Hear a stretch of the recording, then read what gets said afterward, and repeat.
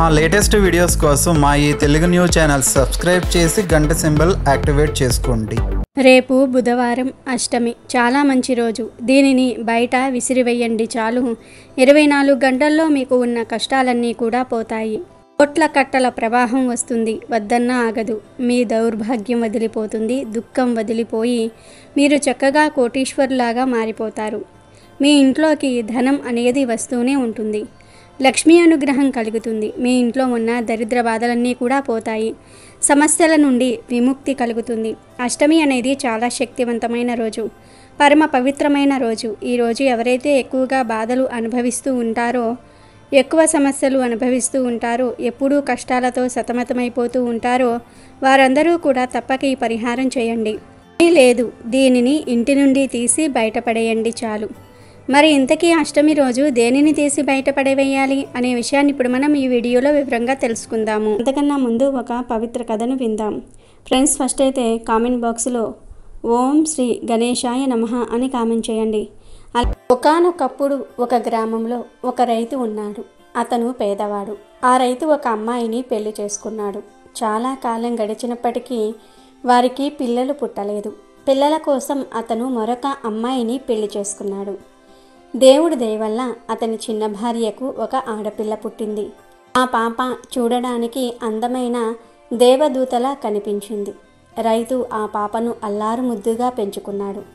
ఆ చిన్నారికి మేఘన అని పేరు పెట్టాడు. మేఘన వచ్చి రాణి మాటలతో ముద్దుగా ఆ రైతును నాన్న అని పిలుస్తోంది. అతని పెద్ద భార్య దాన్ని సహించలేకపోయింది. మేఘన తల్లి ఇంట్లో అన్ని పనులు చేస్తుంది. రైతు అతని పెద్ద భార్య పొలంలో పనులు చేస్తారు. ఒకరోజు అతని చిన్న భార్య సరుకులు తీసుకురావడానికి బజారుకి వెళ్ళింది. రైతు పెద్ద భార్య పాప ఒక్కతే ఇంట్లో ఉందని, తనను నాతో తీసుకువెళ్ళి జాగ్రత్తగా చూసుకుంటాను అని రైతుతో చెప్పి పాపను తీసుకుని పొలానికి వెళ్ళింది. ఇదే సరైన సమయంగా భావించి ఆ పాపను ఎలాగైనా వదిలించుకోవాలని అనుకుంది. వెంటనే పక్కనున్న అడవికి వెళ్ళి పాపను అక్కడ వదిలేసి తను ఇంటికి వెళ్ళిపోయింది. అడవి జంతువులు పాపను తినేస్తాయని ఆమె అనుకుంది. తల్లి అడవిలో పడవేసిన తర్వాత మేఘన భయంతో బాగా ఏడ్చింది. తన పిల్ల అవ్వటం వల్ల ఎక్కువ దూరం నడవలేకపోయింది. కొద్ది దూరం నడిచిన తర్వాత అడవిలో ఒక చోటుకు చేరుకుంది. అక్కడ ఒక చెట్టు మీద ఒక ఆడకోతి తన పిల్లలతో కలిసి నివసిస్తుంది. అదే చెట్టు కింద ఒక గుడిసె ఉంది. దాంట్లో ఒక సాధువు ఉండేవాడు. కానీ ప్రస్తుతం అతను ఆ గుడిసెలో లేడు. భిక్ష కోసం బయటకు వెళ్ళాడు. ఆ ఆడకోతిని అతను పెంచుకుంటున్నాడు. ఆ కోతి మేఘనను చూసింది. ఆకలితో ఏడుస్తున్న పాప దగ్గరకు వెళ్ళి ఒక పండును తినిపించింది. తర్వాత ఆ కోతి మేఘనను ఎత్తుకుని ఆడించింది. ఇంతలో సాధువు ఇంటికి తిరిగి వచ్చాడు. కోతి దగ్గర ఉన్న పాపను చూశాడు. వెంటనే ఆ పాపను తీసుకొని తన ఇంట్లోకి వెళ్ళి నీ పేరేంటి అని అడిగాడు. కానీ మేఘన చిన్నపిల్ల అవటం వల్ల తన గురించి ఏమీ చెప్పలేకపోయింది. దీంతో ఆ పాప ముద్దుగా చాలా అందంగా ఉండటం వల్ల ఆ పాపకు సౌందర్య అని ఆ సాధువు పేరు పెట్టాడు. ఆ పాపను కూడా తనతో పెంచుకుంటున్నాడు. అక్కడే ఉన్న ఆడకోతి సౌందర్యను తన పిల్లలతో పాటు చూసుకుంటుంది. ఆ పాప కూడా కోతిని తన తల్లిగా భావించింది. తనకు 6 సంవత్సరాలు వచ్చాయి. ఇప్పుడు సౌందర్య ఆ సాధువును బాబా అని పిలుస్తుంది. సాధువు శివుడిని పూజిస్తున్నప్పుడు తను కూడా బాబా పక్కన కూర్చుని పూజ చేసేది. బాబా చెప్పిన మంత్రాలను నేర్చుకుంది. ఇప్పుడు తనకు 15 సంవత్సరాలు వచ్చాయి. సౌందర్య ఇంతకు ముందు కంటే ఇప్పుడు ఇంకా అందంగా ఉంది. ఒకరోజు సాధువు సౌందర్యతో, తల్లి, నేను కొన్ని రోజులు ఇక్కడ ఉండటం లేదు. భిక్ష కోసం వేరొక ఊరికి వెళ్తున్నాను. అంతవరకు ఈ కోతి నిన్ను కాపాడుతుంది. నీకు అవసరమైనవన్నీ తెచ్చిపెడుతుంది. నువ్వు మాత్రం ఎట్టి పరిస్థితుల్లో ఈ గుడిసె నుండి బయటకు రాకు అని చెప్పి వెళ్ళిపోయాడు. అప్పటి నుండి సౌందర్య బాబా స్థానంలో కూర్చొని శివుడికి పూజ చేస్తుంది. ఆడకోతి దాని పిల్లలు చుట్టూ కూర్చొని ఆమె చదివే మంత్రాలను వింటూ ఉండేవారు. ఒకరోజు ఆహారం తయారు చేసిన తర్వాత సౌందర్య పూజ చేసుకుంటుంది. అప్పుడు ఒక కోతి పిల్ల ఆడుకుంటూ పొరపాటున ఆమె తయారు చేసిన ఆహారాన్ని కింద పడేసింది. దాంతో ఆమెకు కోపం వచ్చి, నువ్వు చాలా తప్పు చేశావు, నీ వల్ల ఆహారం అంతా నాశనమయ్యింది అని తిడుతూ ఆ కోతి పిల్లను చిన్నగా కొట్టింది. దీంతో దానికి కోపం వచ్చి అక్కడే ఉన్న నీళ్లను తీసుకుని వెలుగుతున్న పొయ్యిలో విసిరేసింది. దాంతో నిప్పు ఆరిపోయింది. మళ్ళీ భోజనం తయారు చేసుకునే అవకాశం లేకుండా పోయింది. ఆ పూటంతా ఆకలితోనే ఉన్నారు. సాయంత్రం సౌందర్య గుడిసె నుండి బయటకు వచ్చి ఏవైనా పండ్లు దొరుకుతాయేమోనని వెతికింది. కొంత దూరం వచ్చాక ఆమెకు ఇంకొక గుడిసె కనిపించింది. వెంటనే అక్కడికి వెళ్ళి ఆ ఇంట్లో ఉన్న ముసలావిడను జరిగిన విషయం చెప్పి నాకు కొంచెం నిప్పు ఇస్తారా అని అడిగింది. నిజానికి ఆ ముసలావిడ ఒక మంత్రగత్తె. ఆ ముసలావిడ పాపను చూసి ఆమె మనసులో ఈ అమ్మాయి చాలా అందంగా ఉంది, తినడానికి చాలా రుచిగా ఉంటుంది, నేను మనుషులను తిని చాలా రోజులయ్యింది, ఈరోజు ఎలాగైనా ఈ అమ్మాయిని తినాలి, కొద్దిసేపు ఆగితే నా కొడుకు ఇంటికి వస్తాడు, అప్పటి వరకు ఏదో ఒకటి చేసి ఈ అమ్మాయిని ఇక్కడే ఉంచాలి అనుకుంది. అప్పుడు ఆమెతో ముసలావిడ, తప్పకుండా నీకు నిప్పు ఇస్తాను, కానీ నేను ముసలిదాన్ని అవ్వటం వల్ల నాకు ఓపిక లేదు, ఇక్కడ కొంచెం ధాన్యం ఉంది, దీన్ని దంచి పొడి చేసి ఇస్తావా అని ఆ పాపను అడిగింది. వెంటనే సౌందర్య దాన్ని దంచి పొడి చేసి ఇచ్చింది. అలా ఆ ముసలావిడ మరికొన్ని పనులు చెప్పి చేయించుకుంది. కాసేపటి తర్వాత సౌందర్య, నేను ఇప్పటికే వచ్చి చాలాసేపు అయ్యింది, మీకు మంటను ఇవ్వటం ఇష్టం లేకపోతే ఇవ్వకండి, నేను వెళ్ళిపోతాను అని చెప్పింది. అప్పుడు ఆ మహిళ, అలా ఎందుకు మాట్లాడుతున్నావు, నువ్వు నాకు చాలా నచ్చావు, నువ్వు చాలా మంచిదానివి, ఇదిగో తీసుకో అని చెప్పి మండుతున్న ఒక కర్రను ఇచ్చింది. అలాగే కొన్ని గింజలను ఇచ్చి వీటితో ఆడుకుంటూ ఇంటికి వెళ్ళు అని చెప్పింది. సంతోషంగా సౌందర్య ఆ గింజలను తీసుకొని ఆడుకుంటూ దారిలో చల్లుకుంటూ ఇంటికి వెళ్ళింది. ఆ మంత్రగత్తె ఆమె కొడుకు ఇంటికి వచ్చాక వాడిని తిట్టి ఆ గింజలను చూస్తూ వెళ్ళి ఆ అమ్మాయిని తీసుకుని రమ్మని చెప్పింది. ఇంకొక వైపు సౌందర్య తెచ్చుకున్న మంటను ఉపయోగించి భోజనాన్ని వండుకొని తిని నిద్రపోయింది. కాసేపటి తర్వాత ఆ మహిళ కొడుకు దారి కనిపెట్టి అక్కడికి వచ్చి గుడిసె తలుపును పగలగొట్టడానికి ప్రయత్నించాడు. వాడి చేతికి ఉన్న ఒక పెద్ద గోరు ఆ తలుపులో ఇరుక్కుంది. కానీ ఆ తలుపు చాలా బలంగా ఉండటం వల్ల పగలలేదు. దీంతో నిరాశగా తిరిగి వెళ్ళిపోయాడు. తెల్లారిన తర్వాత సౌందర్య తలుపు తెరిచింది. అప్పుడు అందులో ఇరుక్కున్న గోరు ఆమె అరచేతిలో గుచ్చుకున్నది. ఆమె నొప్పితో పెద్దగా అరిచింది. ఆ గోరులో ఉన్న విషం మెల్లిగా తన శరీరంలో వ్యాపించటం వల్ల స్పృహ తప్పి పడిపోయింది. తనతో ఉన్న కోతులు చాలా రకాలుగా ఆమెను లేపడానికి ప్రయత్నించాయి, కానీ ఆమె లేవలేదు. ఆ కోతులు ఆమె చుట్టూ కూర్చుని ఏడుస్తూ ఉన్నాయి. ఇంతలో అక్కడికి ఒక రాజు తన సైన్యంతో కలిసి వేటకు వచ్చాడు. ఆ గుడిసెను చూసి ఈరోజు ఇక్కడే ఉందామని అనుకున్నాడు. లోపలికి వెళ్ళి చూడగా ఒక అందమైన అమ్మాయి పడిపోయి ఉండటం గమనించాడు. ఆమె చుట్టూ కోతులు కూర్చుని ఏడుస్తూ ఉన్నాయి. వెంటనే ఆమె దగ్గరకు వెళ్ళి చూశాడు రాజు. ఆమె ఇంకా బ్రతికే ఉంది అని తెలిసిన తర్వాత ఆమె అరచేతిలో ఒక గోరు గుచ్చుకొని ఉండటం చూశాడు. ఆ గోరు తీయగానే ఆమె లేచింది. అప్పుడు ఆమెను, నువ్వు ఎవరు, ఈ అడవిలో ఒంటరిగా ఏం చేస్తూ ఉన్నావు అని అడిగాడు రాజు. దానికి సౌందర్య, నేను ఒక బాబాతో కలిసి నివసిస్తూ ఉన్నాను అని తన గురించి అంతా కూడా ఆ రాజుకు చెప్పింది. అప్పుడు ఒక ఆడపిల్ల, ఈ అడవిలో ఉండటం చాలా ప్రమాదం, నువ్వు నాతో పాటు నా రాజ్యం రా, నిన్ను జాగ్రత్తగా చూసుకుంటాను అని చెప్పి ఆ రాజు తనను అక్కడి నుండి తీసుకుని వెళ్ళిపోయాడు. ఆమె వెంటే కోతులు కూడా వచ్చాయి. ఆ అమ్మాయి అతనికి బాగా నచ్చింది. అతనికి అప్పటికే మరొక మహిళతో పెళ్లి జరిగింది. అయినా సౌందర్యను రెండవ పెళ్లి చేసుకున్నాడు. ఆమెను చాలా బాగా చూసుకున్నాడు. ఆమె పనులు చేసి పెట్టడానికి ఒక పని మనిషిని నియమించాడు. తన కోతులకు ఒక అందమైన గుడిసెను ఏర్పాటు చేశాడు. ఒకరోజు ఆ పని మనిషి సౌందర్యతో, అమ్మగారు, మహారాజు గారి పెద్ద భార్యతో కొంచెం జాగ్రత్తగా ఉండండి, ఆమె మీకు ఏదైనా చెడు చేసే అవకాశం ఉంది అని చెప్పింది. కానీ మహారాణి సౌందర్యతో చాలా మంచిగా నటిస్తూ ఆమెను నమ్మించింది.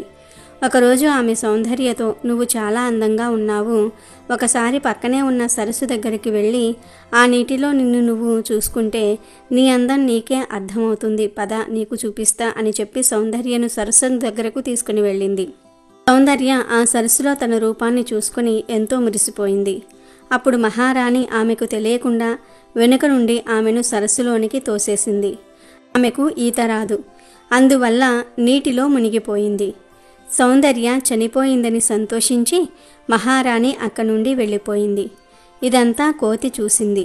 మరోపక్క మహారాజు కోట అంతా వెతికినా సౌందర్య కనపడకపోవటంతో మహారాణి దగ్గరకు వెళ్ళి, నువ్వు ఆమెను ఏమైనా చేశావా అని అడిగాడు. అప్పుడు మహారాణి, నేనేమీ చేయలేదు. ఈ కోతి ఏమైనా చేసి ఉండొచ్చు, ఎందుకంటే ఎప్పుడూ ఆమెను వదలకుండా ఆమె వెంటే ఉంటుంది అని చెప్పింది. వెంటనే రాజు ఆ కోతిని బంధించమని ఆజ్ఞాపించాడు. ఒకరోజు రాజు బాధపడుతూ సరస్సు ఒడ్డున కూర్చుని ఉన్నాడు. అప్పుడు సరస్సులో ఒక అందమైన కలువ పువ్వు కనబడింది. దానిని చూస్తూ ఉంటే దానిలో అతనికి సౌందర్యముఖం కనిపించింది. దీంతో ఆ రాజు ప్రతిరోజు అక్కడ కూర్చుని ఆ పువ్వును చూస్తూ గడిపేవాడు. అది నచ్చక మహారాణి ఒక సైనికుడితో రాజుకు తెలియకుండా ఆ పువ్వును వేర్లతో సహా పీకి వేయమని చెప్పింది. తర్వాత రోజు ఆ సరస్సు పక్కన ఒక మామిడి చెట్టు ప్రత్యక్షమైంది. అందమైన పువ్వులతో పండ్లతో ఉన్న ఆ చెట్టుకు ఒక మామిడి పండు కాసింది. అది మిగిలిన పండ్ల కంటే చాలా అందంగా ఉంది. దాన్ని చూడడానికి రాజ్యంలోని ప్రజలంతా వచ్చారు. మరోవైపు సౌందర్య అసలు తండ్రి అయిన రైతు అతని కూతురును తలుచుకుని బాధపడుతున్నాడు.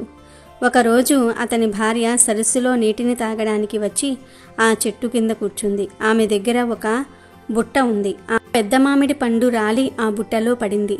అమ్మో, ఇది రాజుగారి చెట్టు.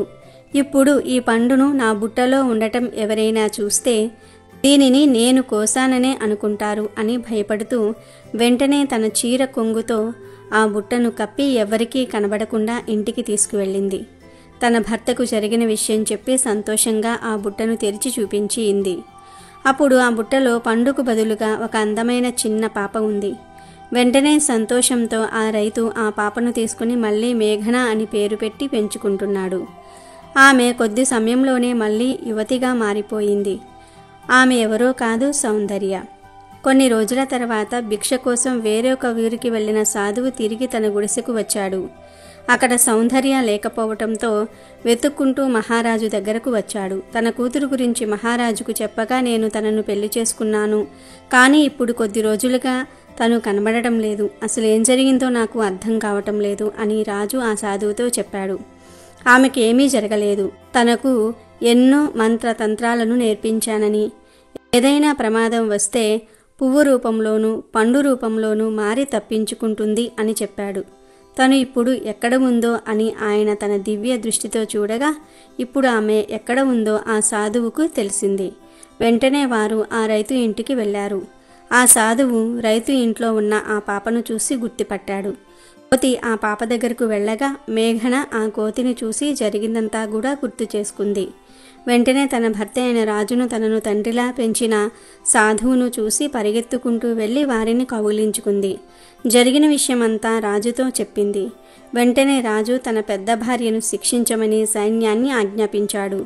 వాళ్ళిద్దరూ మళ్ళీ కలిసి సంతోషంగా జీవించారు. ఇక విషయంలోనికి వెళ్లే ముందు ఫ్రెండ్స్, మీరు ఇప్పటి వరకు ఈ వీడియోని లైక్ చేయకపోతే వెంటనే లైక్ చేసి మా ఛానల్ని కూడా సబ్స్క్రైబ్ చేసుకొని మాకు సపోర్ట్ చేయండి.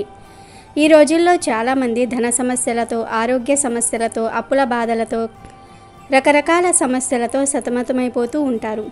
మీకు ఏ విధమైన సమస్యలు ఉన్నా సరే అష్టమి రోజు ఒక పరిహారం చేయండి చాలు. ఆ కష్టాలన్నీ కూడా పోతాయని పరిహార శాస్త్రం చెప్తుంది. అసలు ఏం చేయాలి అంటే ఏమీ లేదు. అష్టమి రోజు ఉదయం లేవగానే ఒక చిన్న క్లాత్ను తీసుకోండి. ఎర్ర రంగులో ఉండే చిన్న క్లాత్ ముక్కను తీసుకొని దానిలో ఒక పచ్చి నిమ్మకాయను పెట్టండి. తర్వాత ఈ క్లాత్లోనే కొన్ని నల్ల ఆవాలు వేయండి. ఆవాలకు చెడును తొలగించి మన జీవితాన్ని మార్చే అద్భుత శక్తులు ఉన్నాయి. ఈ ఆవాలతో పాటుగా చిటికెడు కుంకుమను కూడా క్లాత్లో వేయండి. తర్వాత ఈ క్లాత్ను మీ చేతితోనే మూటలాగా కట్టండి. ఈ మూటను చేతిలో పట్టుకుని ఒక్కసారి ఇల్లంతా కలియదిరగండి. అలా తిరిగేటప్పుడు ఈ ఇంట్లో ఉన్న దుష్ట శక్తులు, నెగిటివ్ ఎనర్జీ, మా సమస్యలన్నీ కూడా తొలగిపోవాలి అని మనసులో దృఢంగా సంకల్పం చెప్పుకోండి. అలా సంకల్పం చెప్పుకున్న తర్వాత ఈ మూటను తీసుకుని వెళ్ళి మీ ఇంట్లో ఏదో ఒక మూలన ఎవ్వరికీ కనిపించకుండా ఉండే చోట పెట్టండి. ఉదయం పూట ఈ ప్రాసెస్ అంతా కూడా చేసేయాలి.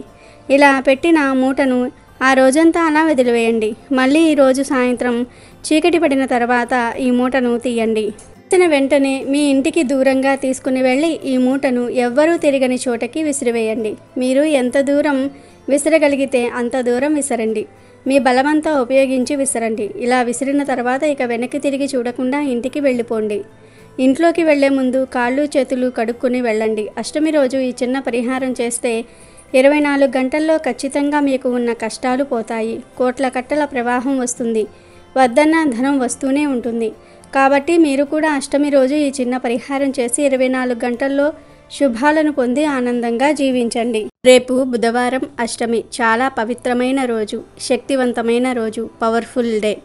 గణపతికి ఎంతో ఇష్టమైన రోజు. బుధవారం అష్టమి తిథి కలిసి వస్తే ఆ రోజు బుధ అష్టమి యోగం ఉందని అంటారు. ఇలాంటి యోగం మళ్ళీ మళ్ళీ రాదు, చాలా అరుదుగా వస్తుంది. అయితే ఈ బుధాష్టమి యోగం ఉన్న రోజున ఎలాగైనా సరే ఈ ఒక్క వస్తువుని కొని ఇంటికి తెచ్చుకుంటే చాలు. వినాయకుడి అనుగ్రహం కలుగుతుంది. శుభవార్తలు మిమ్మల్ని వెతుక్కుంటూ వస్తాయి.